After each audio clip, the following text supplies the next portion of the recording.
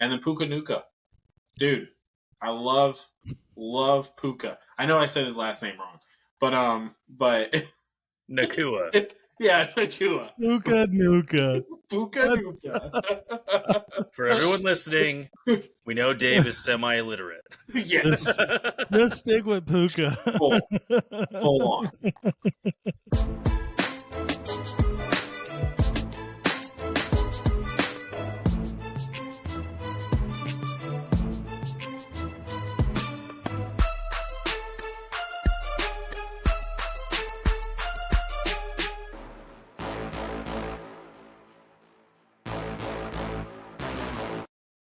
Hello, everyone, and welcome to the Beard Zone Sports Talk. My name is David. I got Carlos. I got Scooter here with me tonight. And tonight we are going to be breaking down the NFC West. It's the final episode of our way too early prediction, breaking down all of the divisions leading into the 2024 season. But hey, before we dive into it, do us a favor. Go ahead, hit that like button, hit that share button, and go ahead and hit that subscribe button because we definitely appreciate that. That's the best way to support us in our growth. We're trying to get to 500 subscribers before the beginning of the football season. Football season is right around the corner, fellas. And but hey, let's try and hit that goal. But fellas, NFC West, it's a crazy division from everything that I've been seeing. We're going to start with the Seattle Seahawks. Seattle Seahawks, man, it's their first year without Pete Carroll. Their new coach, Mike McDonald, is coming in from the Baltimore Ravens. He had really good success there with Baltimore. He, allowed the fewest points last year as a defense, and that's going to help the Seahawks because they were 25th in points allowed last year on defense. So hopefully it's a good thing. Geno Smith is at the helm. How do you guys feel about the Seattle Seahawks this year? If you want to talk about a team that can easily go like 10-7 or 7-10, it's the Seahawks. And you already hit it, right? There's no Pete Carroll, there's no Bobby Wagner, and there's no Jamal Adams. I know Jamal Adams hasn't had the greatest set of past probably 2 years, but he's still a guy on the field, and he's still a decent safety. He's not Antoine Winfield Jr., who's number one, but he's still a force, right? Geno Smith is not your elite guy, but he's not in the bottom 10. He's going to get you wins. He's going to put up a crazy game here and there, and he's really not going to turn the ball over all that much. But when you look at the Seahawks, they were 14th in pass, 28th in rushing, 15th in turnover differential, not bad, middle ground there, and 12th in sacks. So they were pretty mid overall, if we're going to start talking like a bunch of Gen Z folks, but I'm just saying that they're decent. Which is surprising because if you look at this offense, they actually have really good weapons, like all around. Yeah. You have Kenneth Walker, you have DK Metcalf, you have Tyler Lockett, Jason. What is it? Jackson. Smith. It's Jackson Smith. Jackson Smith. I'm not even a butcher. You got Noah Fant, and they picked up another tight end in this draft. They also they have Witherspoon on the defensive end, Julian Love, which people kind of downplayed this past year. Unless you're a Seahawks fan, you understand how valuable Love is to your team. Dodson in the middle, Reed and Jones. Jones was picked up, I believe.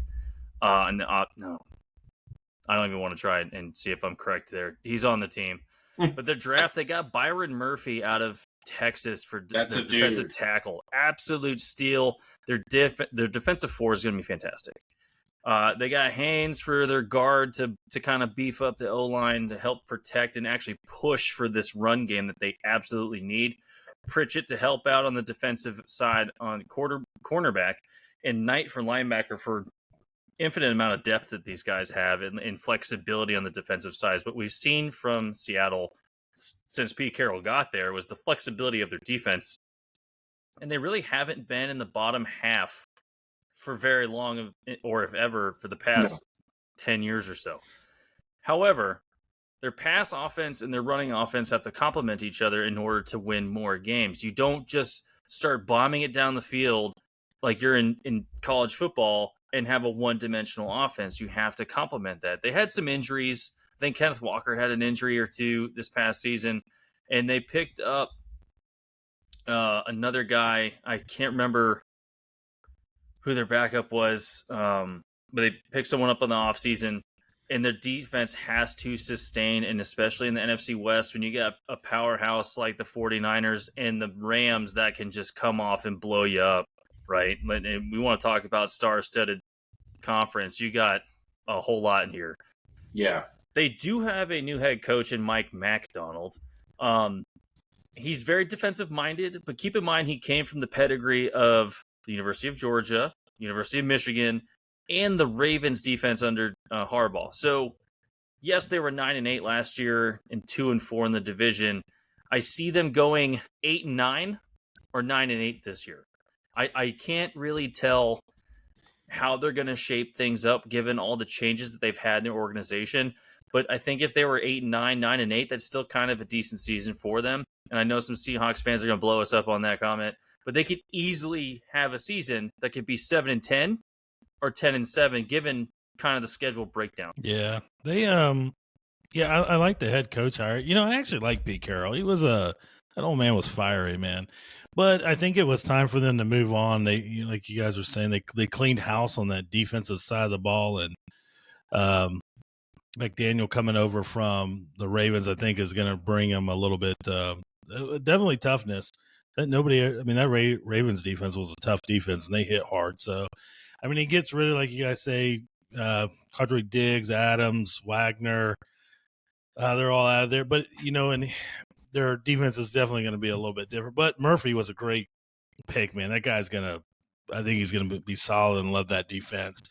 They lose Jordan Brooks to Miami also, but they fill in some guys because they're going to ask more of their linebackers than they did before, because Wagner and those guys were just heavy hitters. They stuffed the run. They weren't good in coverage. So they get Jerome Baker in from Miami. He's good coverage back. He's a good linebacker. I didn't want to see him go, but he wanted too much money. And then they get Terrell Dotson from Buffalo too to help out with that linebacking core. Yeah, they're it could be a whole new thing for them. I think the Seahawks fans should be happy. There's good groundwork there, and I don't think 2024 is their season. I think they're laying that groundwork, and then next year will be where you see them kind of maybe take off a little bit. The only problem they have really on the offensive side of the ball is, man, their O-line sucks. Like, it's not good. Last year was rated near the bottom, and this year going in, it's rated near the bottom as well. So, and you're going to you need to, if you're thinking you're going to take the 49ers out, man, that O-line better be stout. It's just not going to happen. Those guys are too strong up front. But they got good. You could see the way that he drafted. He gets Murphy. He gets the guard from Connecticut, Christian Haynes, to try to get big and agile in the middle, and then he gets a linebacker to UTEP, who I like, is Trice Knight. He's a guy, he's fast, rangy. So we'll see how it works out for them. I'm kind of with you guys. I think they're my heart says 7-10, but I could see 8-9. I just don't know if that offensive line is going to be good enough because they have great weapons. They got Metcalf, Lockett, Jackson Smith. Man, I just said it earlier. Najobi or Joba, whatever. Jigba. Yeah. And they got Walker and Chaminade on there as their running back. So, and then like, the offense has got the pieces, man. They're just like a couple offensive linemen away from maybe adding 3 more wins to their schedule. I just don't think it's there. But the groundwork's there, and I think Seahawks fans should be real happy. I think 2025 is probably more we're going to see they'll have that ability to compete against. Yeah, I'm with you guys. I had them either going 8-9 or 9-8. Just with the way that their schedule is, there's some teams that on this schedule that it's just going to be really tough. This division is not easy, but they are doing good things. They are laying down a good groundwork. And someone that we haven't mentioned that they got this offseason was Sam Howell. And I think Sam Howell could be someone who they can kind of go into the future with after Geno Smith, because Geno Smith is, I think, 33 now. And Sam Howell is young, and I like Sam Howell. I know that he had a big turnover rate, turnover problem last year. I think he threw like 21 interceptions, but he had almost 4,000 passing yards last year. And I think that he could be someone who, if he sits behind a starter like Geno Smith, who's someone who's just been around the game, it could help him out. It could help kind of slow the game down for him. Who knows? I mean, like what Carlos was just saying, they could be able to, really kind of go into maybe next year or the year after with Sam, and kind of keep him in this same system, and they might found good success. But that offensive line definitely needs to be tightened up. I mean, that's you ain't gonna win games if your quarterback's on the back. I mean, that's just plain and simple. Their O-line's not like it's the Commanders bad. Like Sam Howell was dealing with absolute trash with the Commanders this past year, and Geno didn't have the same O-line, I think, mesh and output that he had when he won Comeback Player of the Year. So he's still not a chump by any means, and I think they have a pretty decent set there with Geno Smith and Sam Howell. Yeah, I think you're right. You could be right on that Sam Howell thing because Geno's only signed through next year. Mm-hmm. And then, I mean, unless he just breaks out in that 2025 year and has a good year this year because he got hurt a little bit last year. Man, Howell's a tough one, though. He's, I don't know how to take that guy, but he's a tough kid. I mean, it could be, sitting a year. I mean, I'm hoping he's just not another Jameis Winston, though. Dude, I was actually just looking at his stats, and he threw for 21 touchdowns and 21 interceptions, and I immediately thought of Jameis, and I was like, oh, yeah. No. So, but I mean, he was playing with Commanders weren't that good. Yeah, it was not a good team. Yeah, no. Let's move on to the Arizona Cardinals. The Arizona Cardinals have been, they had a really good year, a couple of years ago. I mean, Kyler Murray was just electric to watch, and then it's just kind of been a tailspin since then. And I mean, Kyle Murray, he had the big ACL tear. So he only played, I think, only like 7 or 8 games last year. But James Conner had a big year last year. He got back over the 1,000-yard mark. I love what they did in the draft. They got Trey Benson, who I personally think is the best running back out of this draft.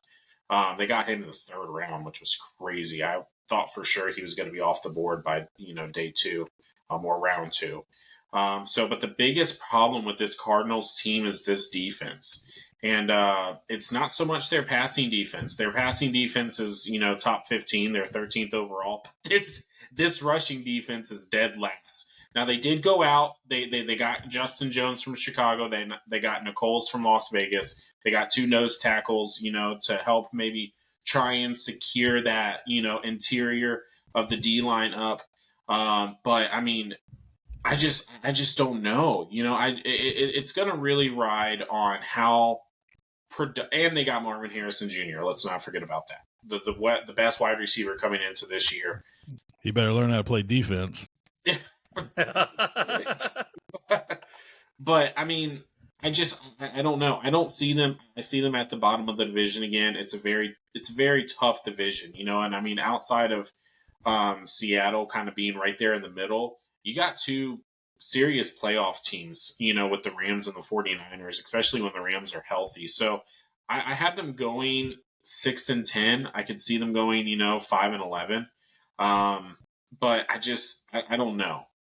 I just 6-10 or 6-11.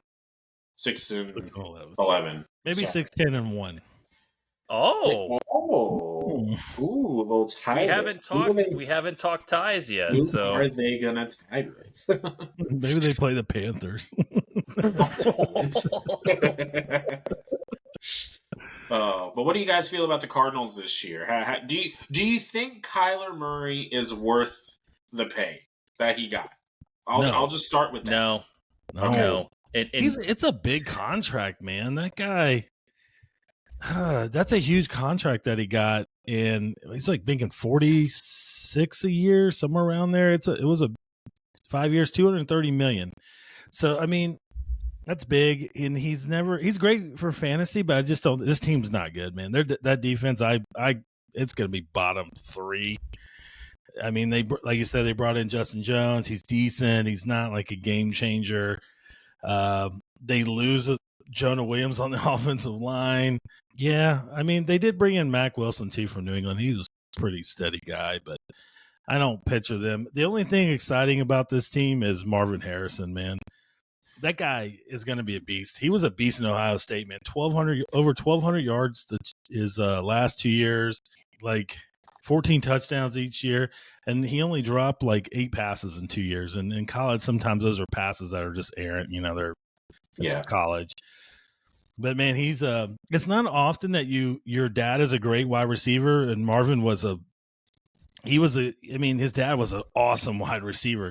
This guy, I think he's going to be better and a lot. Like, not, I don't want to say a lot, but I think it's going to be noticeably better. I think he's going to put up some stats. A lot of shoots.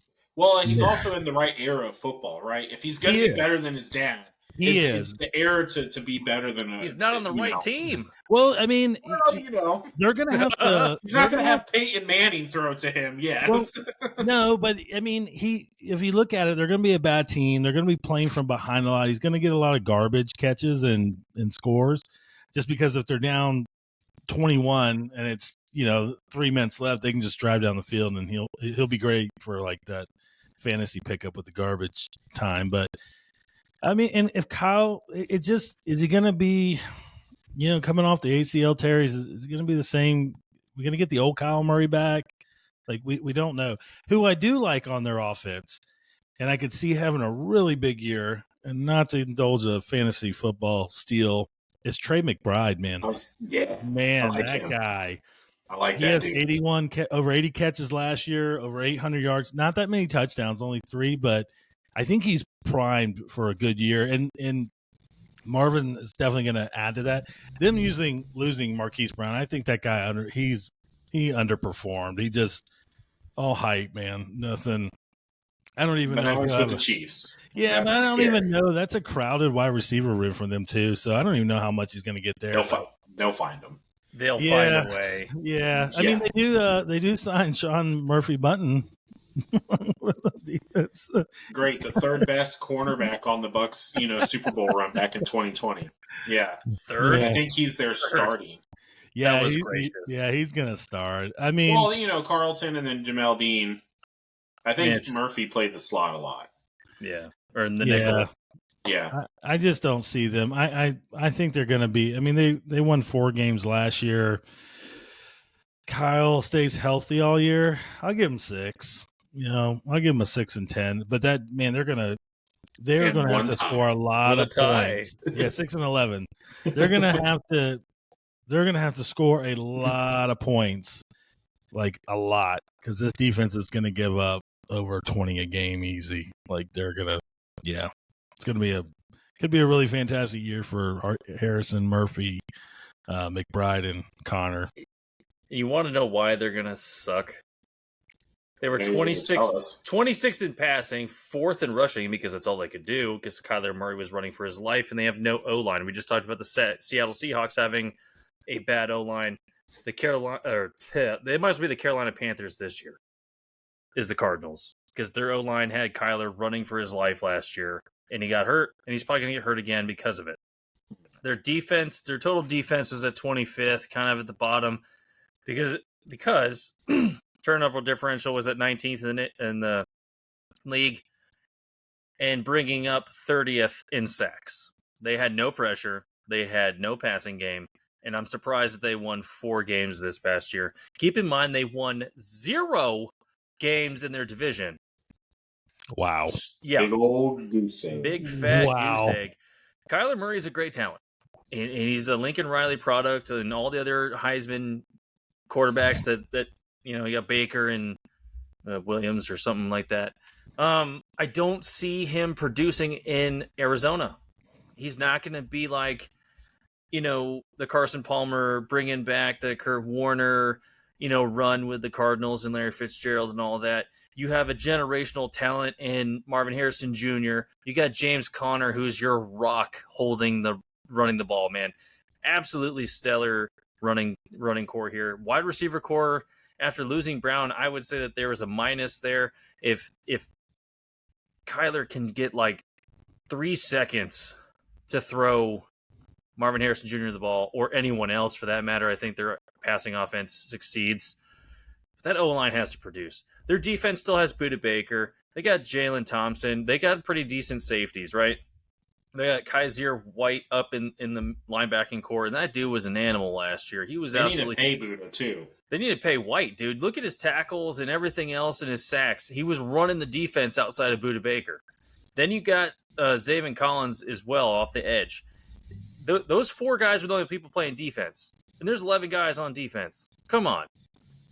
They have to produce pressure in order to win. How many teams were in the top 10 in sacks in turnover differential and were in the playoffs? Almost all of them. So if you could turn the ball over and give your offense another chance, and you could pressure the quarterback, regardless if you're Brock Purdy, Matt Stafford, Aaron Rodgers, whoever, they're going to eventually get a bad play or set of plays that you can get your offense back on the field.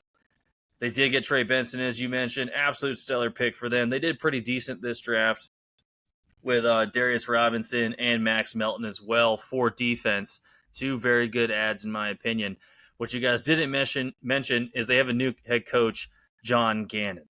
He's a very defensive-minded guy, and I think he's what they need to get the Cardinals in the right path. I don't know where he lands in coaching pedigree, but in the West, for the NFC, you got to play defense, man. You got the Rams and the 49ers and the Seahawks all power defense guys. So do I see them repeating 4-13, 0-6 in the division?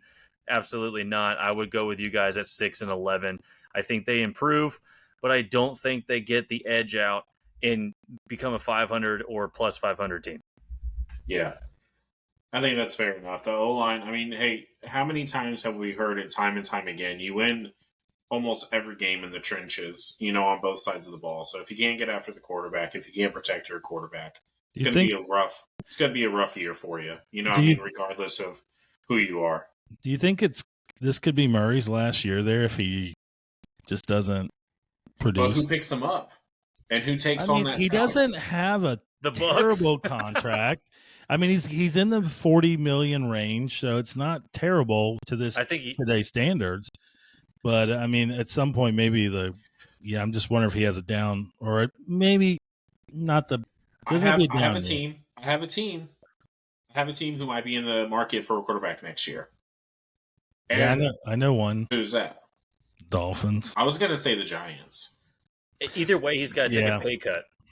He has to. If he doesn't produce, regardless of your O-line situation, you have to produce to maintain that type of salary, man. He got paid because of his potential and what he brought to that team initially, and we haven't seen it. We just haven't. I heard he kills it on Call of Duty, though. So, I mean. Bro. Top 10 player in the world. Dude. Guy's a monster. That's because he can see the screen, just not over his O-line. Dang it. How do we cut that out? Well, on that note, let's go to the next team in this division. And now this team is the Los Angeles Rams. Last year, they went 10-7. They were a first-round exit in the playoffs against their former quarterback, Jared Goff, and the Detroit Lions. They lost Aaron Donald over this offseason. But then they went out and they got Braden Fisk from Florida State, and they got Jared Verse from Florida State. And those guys are going to be monsters on that defensive line. And I think that they're going to fill in that hole perfectly. They're not going to be able to fill it all the way in because no one's going to be able to replace Aaron Donald. Period. I don't care how many guys you put there. No one's going to be able to replace that guy. But they also have a good offense. They have Matthew Stafford coming back. He had a pretty healthy year last year. They got Cooper Kupp, who hopefully can stay healthy. Kyren Williams, their running back, who, again, can hopefully stay healthy. And then Puka Nacua. Dude, I love Puka. I know I said his last name wrong. But Nacua. Yeah, Nacua. Puka Nacua. Puka Nacua. For everyone listening, we know Dave is semi-illiterate. Yes. Let's stick with Puka. Full on. But I mean, look, man, Puka is coming off of a great rookie year last year. The year before, so I was looking up kind of the trend of this team because they won the Super Bowl back in 2021, and then in 2022 they had a dip. I think they only won like 5 games, but they were hit with the injury bug like across the board.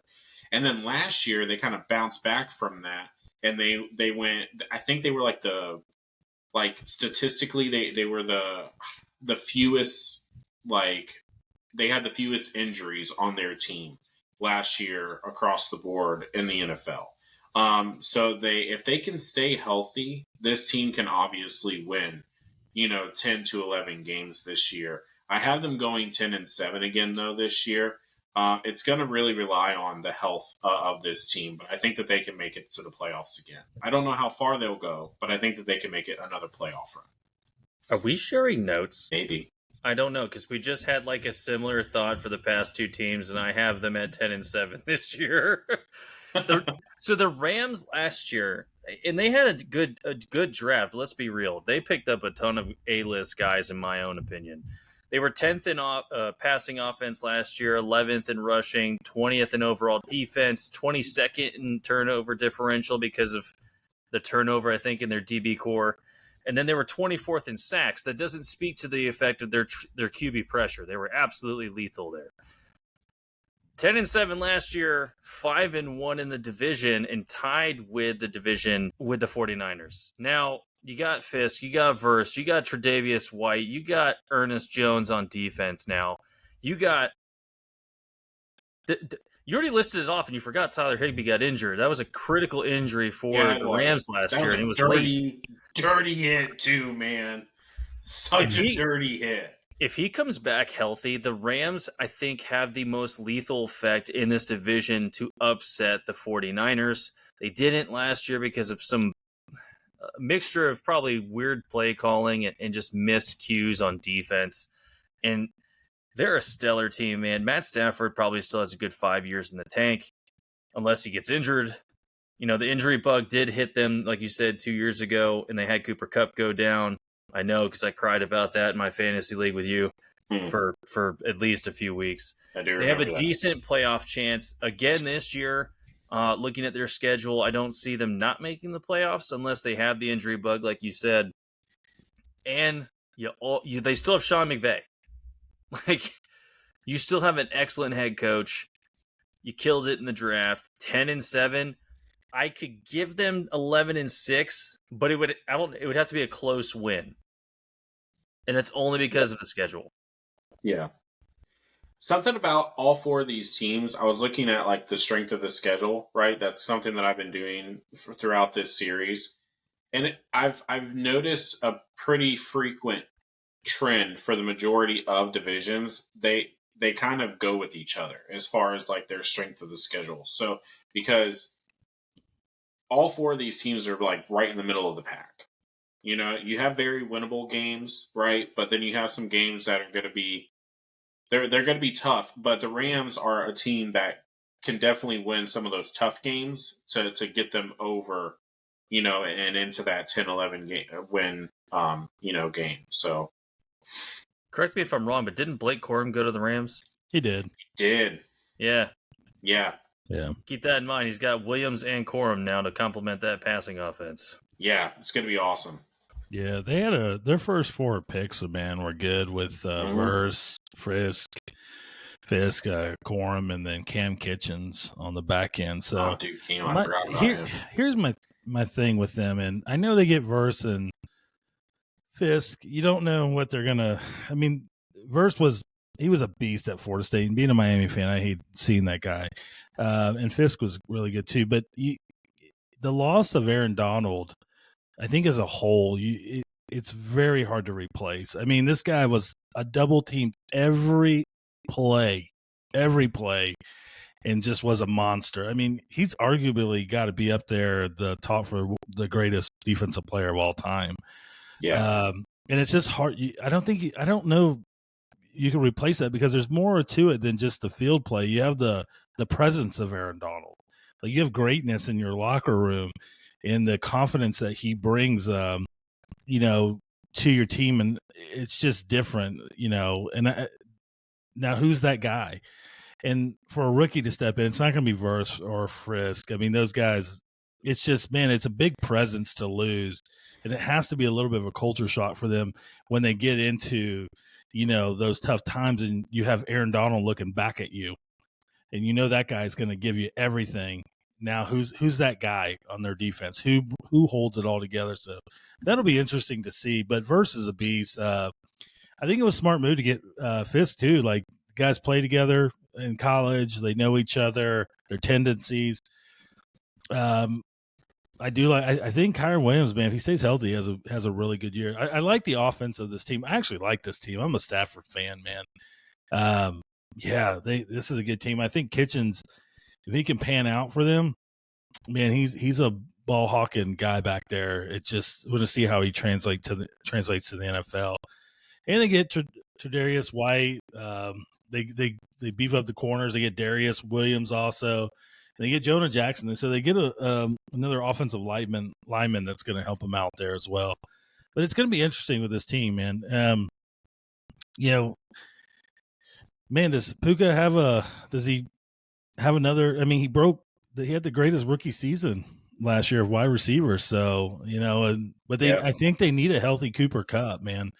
And that guy, I don't, man, I don't know. Even if Cooper isn't healthy, because he wasn't healthy last year, and I mean, that's probably the result of the year that Puka had. But I mean, like, at some point last year, people knew that this guy was a threat, and they still weren't able to stop him. Well, he's another Kupp, but they're going to need Cooper Kupp if they're thinking they're going to take down the 49ers. They're definitely going to need him. And Higbee, we'll see how he comes back. That was a dirty hit, man.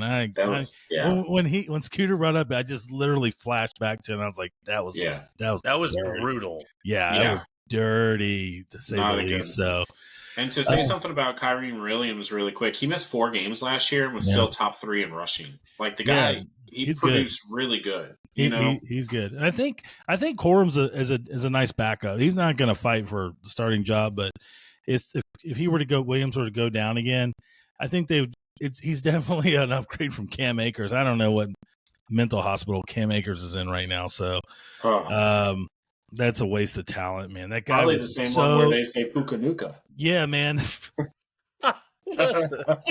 He was such a beast in college, man. At FSU, Cam was like, I was a huge Cam Akers fan. Sorry, Miami fans, I had to cover up Ray back there.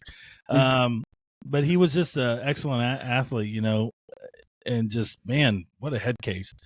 But yeah, I got him at 10, and I'm going to put him at 10-7 again. I think that's where they finished last year. I got him going right back there again, maybe 11-6. But they need Cooper they need the old Cooper Kupp to come back, man. They need that guy healthy. They're going to need him all year, and then they'll have a good tandem. The thing is, wish they had a guy that stretched the field, though. That's the thing. That's the one thing. Both of those guys are sneaky fast, but you'd like to have that blazer, like a DK Metcalf, that just runs by everybody. Yeah, they had it was a Jefferson, I think. Jefferson, yeah. And then they got rid of him. Yeah. But we'll see. I think they're a good football team, man. I like them. I see them back in the playoffs. If they don't make the playoffs, Yeah, I don't foresee that happening this year. I mean, they're a good team. It really is, though, man. They got to stay healthy, because if that team is healthy, they're dangerous, and they can beat pretty much anyone in the NFL. And I love their head coach with Sean.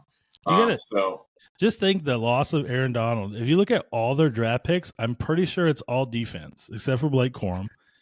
And then their free agency picks, it's just a ton of defensive guys. They're like, we have to replace this guy with like 6 other guys. Prerequisite is you have to bench 400 and squat 600. God, man. It's going to be weird not seeing 99 out there, man. When you're watching, like, he seemed like he had years left on him. Like, he probably did, but I mean, he was even contemplating retirement, I think, after the Super Bowl win. He lasted 2 more years. Son of a gun, Barry Sanders does. Maybe. Man, I'm telling you, he's a trenches guy. You take a lot of hits. You do, and he did get. He was given a lot of hits. Yeah. So who knows? Who knows his actual health, man? Yeah. And just like you said, he got double teamed every play. So he took took double the damage every single game. I mean, holding call every play. Yeah.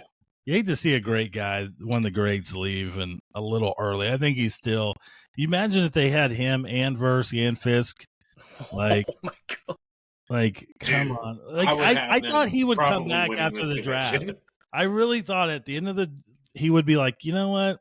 I'm gonna give it one more year. Let's make one more run at this thing. And man, I don't even think about it. Hypothetical. If he did come back, if Aaron Donald did come back because of the draft, do you see them now as a Super Bowl contender instead of just playoffs? I think Yeah. I think they're definitely in contention to win the division. And I mean, when we get to the Rams, we'll get into or the 49ers. Yeah, man, that guy is he's the difference maker. Like I love it when I used to see him and Trent Williams. Like if he was on Trent Williams' side, and he was giving Trent Williams the business, and that guy's arguably the best offensive tackle to ever play football. Mm-hmm. So, man. Yeah. Well, speaking of Trent Williams, the 49ers, fellas, 49ers made it all. They've had such, I feel like, bad luck, honestly. 2 years ago, they make it to the NFC Championship game. They end up losing because most likely of Brock Purdy and then their backup quarterback going down with an injury. They had no quarterback in that game. All they could do was run the football, and the Eagles were like, "Oh, we can beat this." So, and then last year they're looking strong in the Super Bowl against the Chiefs. Man, it's a tight game, and it still went into overtime. But they lost. They lost Greenlaw, man, like right after halftime, and I think that was a big difference. Like him in the middle of that field is just you're gonna miss that. You're gonna miss that presence. But this is a good team. I mean, I don't know what's going to happen with Brandon Ayuk. You know, maybe they sign him, maybe they don't. But they still have weapons. Brock Purdy is a great fit for this offense with Kyle Shanahan, and he's a good quarterback. I mean, like we've got to stop asking the question like, oh, is Brock Purdy a top tier? Yeah, he is. Let's just say it. It's okay that Mr. Irrelevant. He is. 100%. No hesitation, yes. Yes, absolutely. This guy is he doesn't turn the ball over. He does exactly what a quarterback is supposed to do. Exactly what a quarterback is supposed to do. And he allows his team around him to just kind of take him to that next level. And that's fine, you know? I mean, and then of course you got Christian McCaffrey. I mean, who's the lifeblood of this offense? I mean, them getting him from the Panthers was just like, what are we doing? And I'm going to say this. I know, especially from you two, I'm going to get a lot of hate for this. Oh, boy. But I recently came across a video, and when this guy talks about wide receivers, you need to listen. And he was talking about this draft pick, Ricky Pearsall. And he's going to be a good wide receiver in the NFL, and that was Steve Smith Sr. When this guy talks about wide receivers, I would listen and kind of look going back and kind of taking into account with everything that Steve Smith was saying about this guy. He didn't have the best quarterback, you know, with the Gators. He's had multiple quarterback over his college career, and he's just consistent. He makes catches. You can trust him over the middle, and he's good blocking downfield. So I'm gonna take the words of Steve Smith Sr. And if they lose Brandon Ayuk, maybe Ricky can step in and try and fill in that number 2 role there in this offense.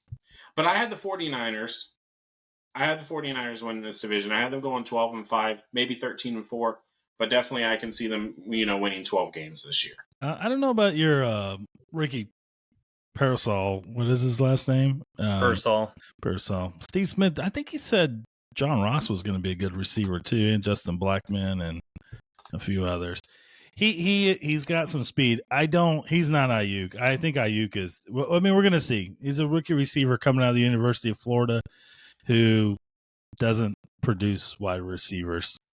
I think their best wide receiver it's probably Kyle Pitts. He's tight end. Eric Decker. Yeah, maybe Eric Decker, Lewis Murphy, or somebody. But he's a Florida product at wide receiver. He might as well have played quarterback there. This is the cream of the crop team in the NFC, man. I think they're the team to beat. I think they're 13-4. The defense is ridiculous. They get Leonard Floyd, Malik Collins in, Jordan Elliott comes in, Devondre Campbell. I mean, they lose Eric Armstead, Kinlaw, and Chase Young, but they replaced it with what they had. And David, they have your favorite player on the back end, Ufunga. Yeah. Dude. Good. That's right. I forgot about him. Dude, I love that guy, man. I love that guy. Yeah. And then like you said, Greenlaw and Fred Warner, man, those two guys at linebacker are just beasts. You got Bosa. Yeah. Dude, it just goes on and on with these guys. And Kyle Shanahan is a good man. He's a good head coach. He's a mastermind, dude. He's a genius. And then Purdy, the only thing that worried me with Purdy is when they did suffer, and I think it's probably, you could say that about most quarterbacks. What I'm going to say is he's a byproduct of what's around him. He's got a top tier offensive line, which is kind of common with top end corners, quarterbacks. He's got McCaffrey, Ayuk, Debo, Kittle, and we'll see how Pearsall works out on there. But he did have some injuries to a few of those guys. And in that 3-game stint, they lost all their games. He threw 6 touchdowns and 5 interceptions during that time frame. So he is. I think he's a top 10 quarterback, I want to say. But when he lost a couple guys, man. They lost every game, and in the Cleveland game, he didn't do. He might as well just. He threw for 125 yards, threw a couple picks. He didn't do well. And then Minnesota was another one that he bombed in that game as well. So, but they're the team to beat in the NFC. Barring an injury or something, which could happen to any team, I think this is still the team to beat, man. I see them back in the Super Bowl, and I could see them winning it. This is a good football team. It's funny that you mentioned the Browns 49ers game, because I remember sitting at lunch and watching that game, and it was trash. The refereeing was garbage. The Browns were playing dirty, and it was heavily favoring the Browns on any officiating call. Now, it's bad when you have injuries, and it's bad when you let the game get that way. And yes, Purdy had a rough day that time. But it was still very lopsided in the officiating, and I think that's garbage, and I think the NFL needs to correct themselves in officiating as a whole, because I know I went on a rant last time in this past year. The 49ers were also gypped in the Super Bowl when, half the O-line for the Chiefs were holding Nick Bosa and, Chase Young and Greenlaw for every play. So, and including the one where they threw the touchdown, tie the game, and go into overtime. So, they were 4th in passing last year, 3rd in rushing last year. Total turnover differential was 8th, and sacks were 9th. They were an absolute dominating force at 12-5. They were also 10-2 in the NFC. They absolutely whooped their own conference. Yeah. Yeah, they picked up Pearsall. They got Green on the edge for cornerback, and they got Pooney for the new tackle, I think on the opposite side of Trent Williams to kind of mask that side. But the entire team is just a bunch of stars. And you got Shanahan, who's a genius because of a lot of other reasons, not only just his father, but, the environment that he kind of got mentored in. But they are the complete team for the NFC. And barring any catastrophic injuries to Kittle or Ayuk or CMC, or Debo, Debo wasn't exactly super healthy all year last year either. So got Ward. Greenlaw's injury in the Super Bowl was just devastating. And again, if you got Fred Warner and Greenlaw in the middle, there's no exceptions to not Wasn't he just running off the field or something? Yeah, he was super hyped, and he jumped up, and then when he planted to go back on the field, his Achilles just was like, I'm up. No, he did a Grammatica. Damn it. Yeah. God. Man, he was just, and you could tell, dude, when you look back at that, it sucked the life right out of that defense. The whole stadium was like, ooh. Yeah, it was a brutal hit, man. And we can go back to the holding of all of the holding that the Kansas City Chiefs offensive line was doing. But to be, the devil's advocate, if they would have actually blocked for Brock Purdy, then maybe it could have been a different story as well, because he had Brandon Ayuk wide open in the end zone. So yeah. And Jennings is still on the team too, and he had a stellar game in the Super Bowl. And the Jennings is like that sleeper, wide receiver 3 that probably will switch out from time to time with Purcell for experience purposes. And Jennings is an absolute sleeper on that team that I don't think anyone should really pass on fantasy, just in case for like a flex. But I do see the 49ers finishing at 13-4 and probably end up going to the Super Bowl again, to be totally honest. They did. Yeah, I have them going to the Super Bowl as well. I mean, I really do. I mean, there's no one. You don't have the in Bucs? the NFC. Come on, David. Yeah, well, hey man. In Madden, yeah. Dude. Yeah. You know Screw Madden this year, bro. It's all about college game football, man. Heck yeah, it comes out on Tuesday. You gave a shout out to Light for like being one of the better GMs. John Lynch. Tampa, John Lynch, man. This guy, man. They don't lose anybody on the offense in the offseason. Ayuk's gonna play. They'll figure it out. He's gonna end up suiting up. But man, he's been a hell of a GM. He has. Yeah. It's been really cool to see him have success as a longtime Bucs fan. I mean, of course, I root for the success of Tampa first and foremost, but to see John Lynch and the success that he's been able to have out there in San Francisco, and with Kyle Shanahan and that team, and I mean, like, I just like that team overall. I mean, like, who doesn't like the story of Brock Purdy, right? I mean, like, going from Mr. Irrelevant. I think his first start was against Tom Brady. They ended up destroying Tampa in that game, and he's gone on, and he's been Mr. Irrelevant, has now been Mr. Consistent. I mean, he shows up, he helps win the game, he does exactly what he needs to do, and that's why this team is going to be a very big headache for the NFC for the next several years to come. Barring any major injuries or anything like that. So, but it's going to be a good one. So, but we appreciate you guys rocking with us. This is, again, our kind of finale to our way too early predictions. If you guys missed any other division, and if we didn't talk about your team tonight, go ahead and look back in our playlist to find your team and, see what we have to say about this coming up year for them. But go ahead and hit that like button, hit that subscribe button, share this video with all your family and friends. Let us know down there in the comments what you guys think. How do you think this division is going to last? But we appreciate you guys.